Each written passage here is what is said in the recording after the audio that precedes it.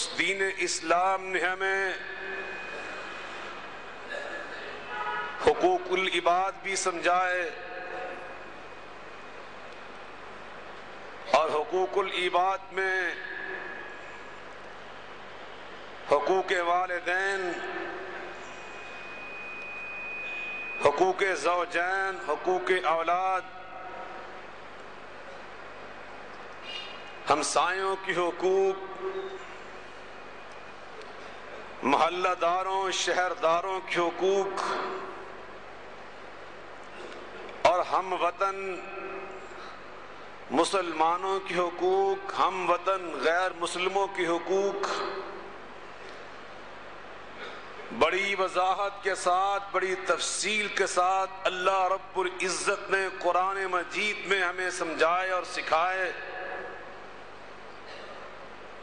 اور جناب محمد مصطفیٰ صلی اللہ علیہ وسلم نے ان کی تفصیلات بیان فرما دی، خود عمل کر کے دکھا دیا،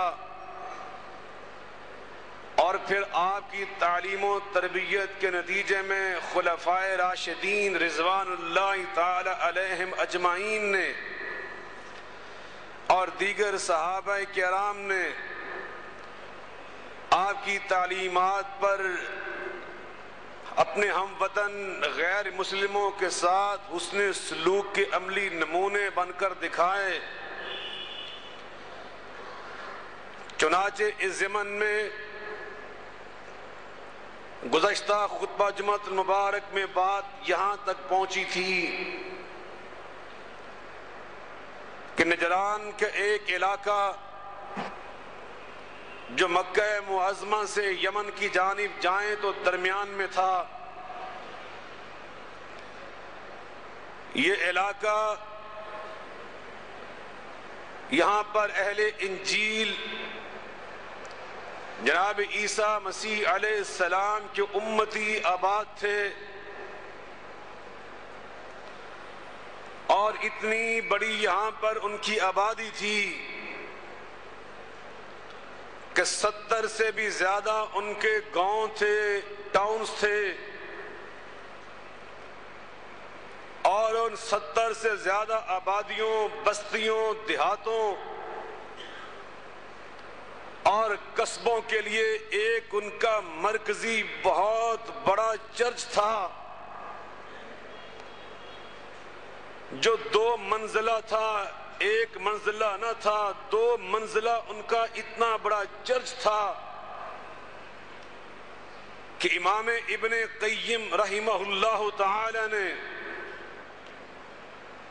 زاد المعاد اپنی کتاب جو رسول اللہ صلی اللہ علیہ وسلم کی سیرت طیبہ پہ لکھی، اس کی جلد نمبر 3 میں انہوں نے یہ وضاحت فرمائی کہ اس چرچ میں وسعت کا حال یہ تھا، اس کے بڑے ہونے کی کیفیت یہ تھی کہ وہاں بسنے والے 1,20,000 نوجوان جو جنگ اور لڑائی کے قابل نوجوان تھے، وہ بیک وقت اپنی عبادت کیا کرتے تھے۔ 1,20,000 عورتیں اس کے علاوہ تھیں، بچے بوڑھوں کی تعداد اس سے الگ تھی۔ 1,20,000 صرف نوجوان تھے۔ اگر اتنی عورتیں جمع کر لیں، بچوں اور بوڑھوں کی تعداد بھی اتنی ہی مساوی تسلیم کر لیں، تو تقریباً 4 لاکھ کی تعداد بنتی ہے جو ان کے سالانہ تہواروں کے موقع پر کم و بیش 4 لاکھ افراد مل کر عبادت کیا کرتے تھے۔ اب اتنا بڑا چرچ، اس کے بشپ جس کو عربی میں اسقف کہتے ہیں، اور وہاں کے سردار اور وہاں کے سربراہ 3 بڑے سردار شمار ہوتے تھے۔ وہ 3 دیگر 40 افراد کو ساتھ لے کر جناب محمد مصطفیٰ صلی اللہ علیہ وسلم کے پاس مدینہ منورہ میں آئے. آپ نے ان کا انتظار کیا مسجد نبوی میں. زاد المعاد میں یہ روایت موجود ہے، دیگر سیرت النبی کی کتابوں میں اور احادیث میں یہ حدیث موجود ہے کہ جب وہ مسیحی لوگ، ان کا وفد مسجد نبوی میں پہنچا تو مسلمان نبی پاک کے ساتھ نماز عصر پڑھ کر فارغ ہو چکے تھے. اللہ اکبر. نماز عصر کے بعد وہ آئے. فحانت صلاتہم، انہوں نے پہنچ کے کہا کہ ہماری عبادت کا ٹائم ہے. فسلموا علیہ ورد سلامہم، یہ زاد المعاد کے الفاظ ہیں. ان آنے والوں نے نبی پاک کو سلام پیش کیا اور جناب محمد کریم صلی اللہ علیہ وسلم کو اسوہ کیا ہے، آپ کی سیرت طیبہ کا سبق کیا ہے. اور امام ابن قیم کی بات کر رہا ہوں، کسی ایرے گہرے کی بات نہیں کر رہا. امام ابن تیمیہ کے بھانجے، امام ابن تیمیہ کے شاگرد، امام ابن قیم کی کتاب زاد المعاد جلد نمبر 3، نبی پاک کا اسوہ، اللہ جس کے بارے میں فرماتا ہے لَقَدْ كَانَ لَكُمْ فِي رَسُولِ اللَّهِ أُسْوَةٌ حَسَنَةٌ لَقَدْ كَانَ لَكُمْ فِي رَسُولِ اللَّهِ أُسْوَةٌ حَسَنَةٌ لِمَنْ كَانَ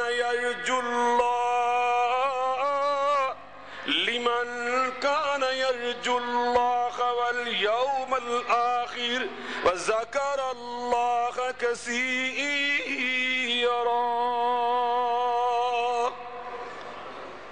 آواز بیٹھ گئی، تھوڑی کھلو آواز.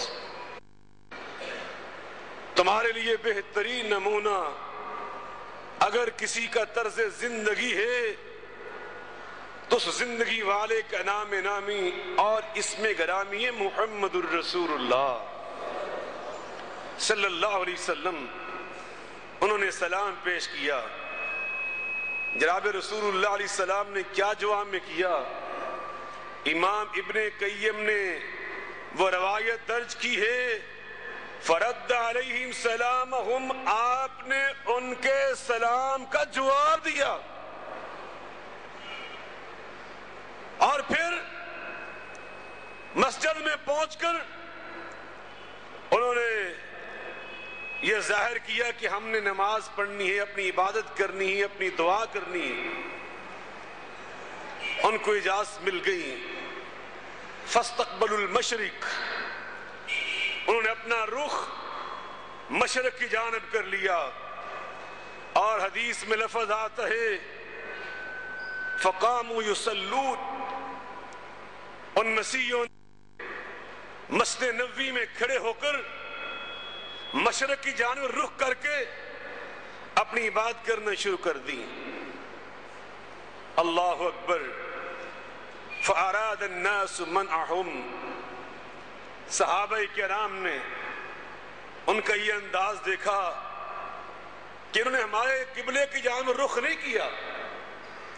مسیح لوگ ہیں، غیر مسلم ہیں، مسجد نبوی میں یہ باجماعت انداز میں اپنی عبادت شروع کر رہے ہیں. بعض صحابہ کو جوش آیا، ان کو طیش آیا. فاراد الناس منعهم، بعض صحابہ نے ان کو منع کرنا چاہا کہ ہم ان کو مسجد کے اندر یہ کام کیوں کرنے دیں، یہ مسجد تو مسلمانوں کے لیے، یہ تو ان کے عبادت کی جگہ ہے.